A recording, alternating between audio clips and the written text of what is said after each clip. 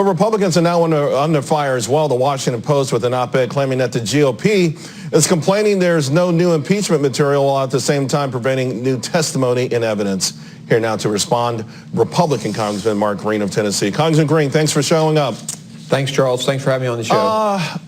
Where are we with this? It's starting to feel like maybe the hopes of getting 4 defectors from the Republican Party is fading, and that this all could wrap up in a relatively short period of time.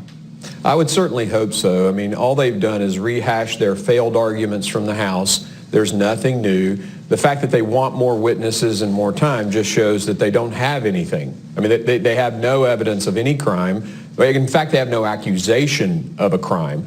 This is wasting the American tax dollars. It's wasting the time, the opportunity costs as a businessman. I get that. We're wasting the opportunity costs of these committees, the floor time. We should be doing a lot more for the American people. I got a bill that would help rural hospitals. That's such a big issue in America. Why can't I get that bill heard? Well, right. We're investigating the president. You have so many observers and commentators on this, and to be quite frank with you, whoever they are, I kind of know what they're going to say beforehand. But sure. The theme is that, hey, you know what? It doesn't have to be a crime. That this is not necessarily a court per se, and that it just has to be something unpresidential.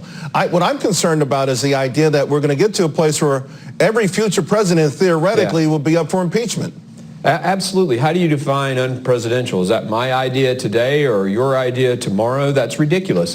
And the one thing about interpreting the law, specifically the Constitution, we should interpret it as it's written, just like we would a contract.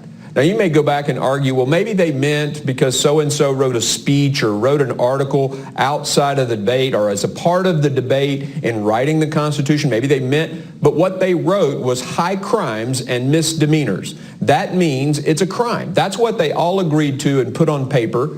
That's the written document. That's what we should enforce. And there is no crime. So this thing needs to go away and go away quickly. All right, let's look ahead because this is a big year for our country. President Trump and your party now apparently looking at tax cuts 2.0. Sure. Is this something that you should do during the election? And because the argument will be if things are so great, why do we need yet another injection of stimulus into this economy? And then there are some folks who are saying, if you look at the conservative parties in the UK, Australia, Austria, what they were able to do is take some of the tax breaks from businesses and give it to the middle class or to individuals. Is there a way to do both?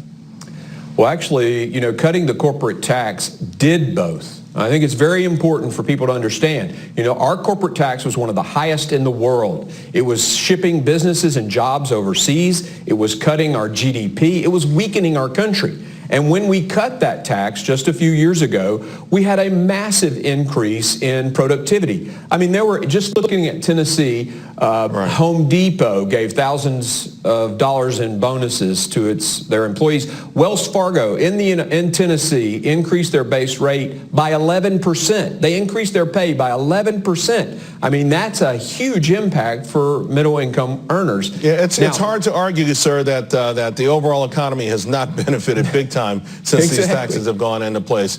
I really appreciate you taking the time. I know it's a pretty hurried period for all of you. Congressman Green, thank you very much. Thanks, Charles.